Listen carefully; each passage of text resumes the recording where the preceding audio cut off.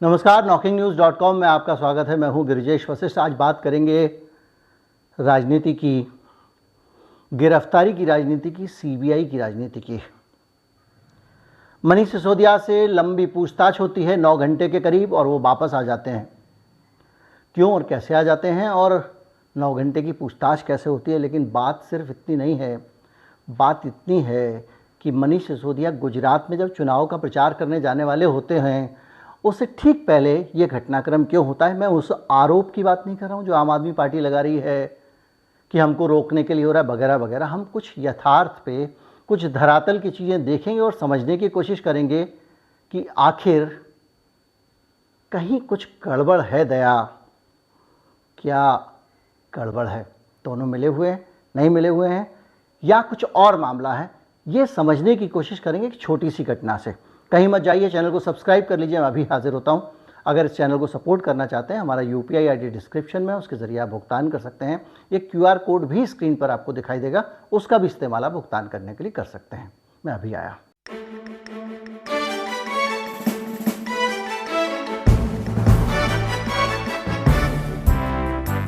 कल जब मनीष सिसोदिया अपने घर से निकले थे तो उनकी पत्नी ने उनका तिलक किया था, माताजी के पांव छुए थे और माताजी ने एक गमछा पहनाया था। महापुरुषों के पास गए थे, उनका आशीर्वाद लिया था और शानो शौकत के साथ गाड़ियों के बीच में, कार्यकर्ताओं की करतल ध्वनि के बीच में, उनके नारों के बीच में एक राजा बाबू, हीरो बाबू अभियान पे निकल पड़ रहा था। ऐसा लग रहा था कि वो बॉर्डर पर जा रहे हैं और जीत हासिल करके लौटेंगे।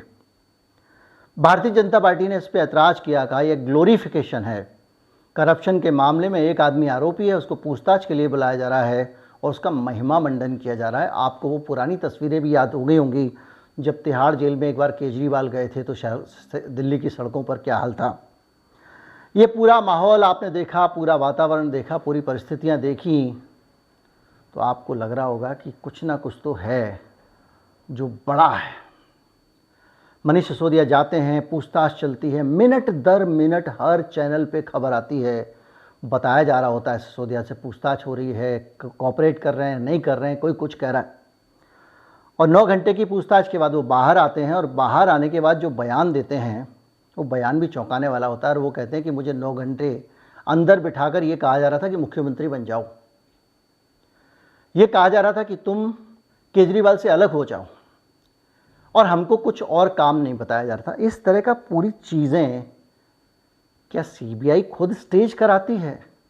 और अगर सीबीआई ये स्टेज नहीं करा रही है, सीबीआई इस पूरे घटनाक्रम को रच नहीं रही है, तो रच कौन रहा है? क्या आम आदमी पार्टी को और मनीष सिसोदिया को हीरो बनाने की कोशिश हो रही है? लेकिन आप कहेंगे ये क्या बात हुई, ये तो आप आम आदमी पार्टी के खिलाफ हो गए। लेकिन मैं आपके पास में जो नेक्स्ट अगले चरण में बात करने वाला हूँ उस पर आप आइए। कुछ इसी तरह की पूछताछ पे थोड़ा पीछे चले जाते हैं। जब ईडी ने पूछताछ की थी, राहुल गांधी की पूछताछ हुई थी, आपको याद होगा। सोनिया गांधी को भी पूछताछ के लिए बुलाया गया था, वो बीमारी की हालत में थी। तारीख बहुत सारी चीज़ें डाली गई और राहुल गांधी से भी लंबी लंबी पूछताछ हुई। लेकिन उस पूछताछ में और इस पूछताछ में एक बड़ा अंतर है, और वो बड़ा अंतर है कि राहुल गांधी से जब पूछताछ होती है तो पूरी तरह से कोई भी प्रोटेस्ट ढंग से ना हो पाए, इसके लिए ज़बरदस्त इंतज़ाम किया जाता है। अकबर रोड पे जो कांग्रेस पार्टी का मुख्यालय है, जो आदमी अंदर है वो अंदर रह जाता है, जो बाहर है वो बाहर रह जाता है। उस रोड पे पुलिस लगा दी जाती है चप्पे चप्पे पर, ताकि कोई वहाँ प्रदर्शन ना कर सके। ईडी के दफ्तर के बाहर बहुत बड़ा डिप्लॉयमेंट होता है पुलिस का, ताकि कोई प्रदर्शन ना कर सके। प्रदर्शन की अनुमति नहीं होती, यहाँ तक कि महंगाई के खिलाफ भी कुछ दिन बाद जब प्रदर्शन हुआ उसकी भी अनुमति नहीं दी गई थी। याद होगा, काले कपड़े पहन के गए थे और मनहूस बताया गया था। लेकिन जब वो जाते हैं मनीष सिसोदिया, तो पूरी सड़क खुली है, एक पे एक के बाद एक इवेंट दर इवेंट हो रहा है। वो हीरो बनते जा रहे हैं और कहीं पे अमित शाह की दिल्ली पुलिस रास्ते में आड़े नहीं आ रही है। सिसोदिया आते हैं, घर से निकलते हैं, जेल से निकलते हैं, भाषण देते हैं, और कानून व्यवस्था का डर दिल्ली सरकार को नहीं लगता है। आज मैं आपसे फिर कहना चाहता हूं, इसका अफसोस मत करना। अगर मैं जेल चला जाऊं तो अफसोस मत करना, गर्व करना।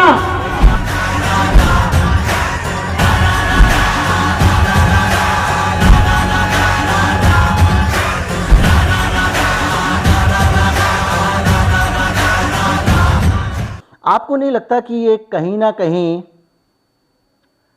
एक सम्मिलित कार्यक्रम है? अब आप कहेंगे सम्मिलित कार्यक्रम क्यों होगा?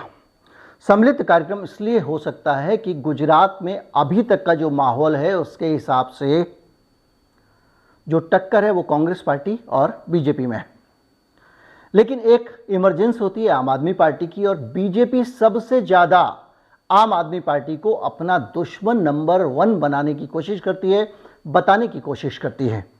और सिर्फ इतना ही नहीं होता है कि आम आदमी पार्टी जब उनको दुश्मन नंबर 1 या दुश्मन नंबर 1 बताने की कोशिश करती है बीजेपी आम आदमी पार्टी को, तो उसके साथ साथ हमले भी आम आदमी पार्टी पे तेज़ होते हैं। जब सिसोदिया जा रहे हैं गुजरात में चुनाव करने, प्रचार करने, उससे ठीक पहले उनको हीरो बनाया जाता है। राजनीति में इस तरह के काम और खेल होते रहते हैं। हमने देखा बिहार का चुनाव हुआ तो ओवैसी साहब को निशाना बनाया गया और ओवैसी साहब की पार्टी को चुन चुन कर ऐसी सीटों पर लड़ाया गया जहां से वो बढ़िया से तराश सकें विपक्ष के वोट। पिछले गुजरात चुनाव में मुलायम सिंह यादव की पार्टी वहां चुनाव लड़ने पहुंच गई थी, जिसका गुजरात में कोई आधार नहीं है, सिर्फ कांग्रेस के वोट तराशे जा सकें, और उसने तराशे। ठीक उसी तरह का सीन अब दिखाई दे रहा है और अब आम आदमी पार्टी को एक ऐसे परसेप्शन के साथ खड़ा किया जा रहा है कि वो ही मुख्य विपक्ष है, और इससे फ़ायदा ये होगा कि इंडेक्स ऑफ अपोजिशन यूनिटी, विपक्षी एकता का जो सूचकांक है वो कमज़ोर होगा, जो बीजेपी विरोधी वोट हैं वो बटेंगे।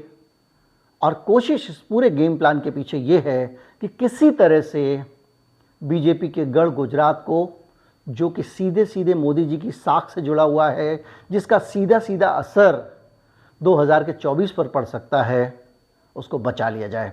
उम्मीद करता हूँ आपको समझ में चीज़ें आई होंगी, और जाहिर बात है कि तस्वीरें कुछ ऐसी होती हैं जो साफ साफ आंखों पे दिखाई देती हैं, लेकिन दिमाग में जा नहीं रही होती है, और इस वीडियो से उसमें मदद मिली होगी। ज़्यादा से ज़्यादा लोगों तक वीडियो पहुंचाएं, चैनल को सब्सक्राइब कर लें। नमस्कार, जय हिंद।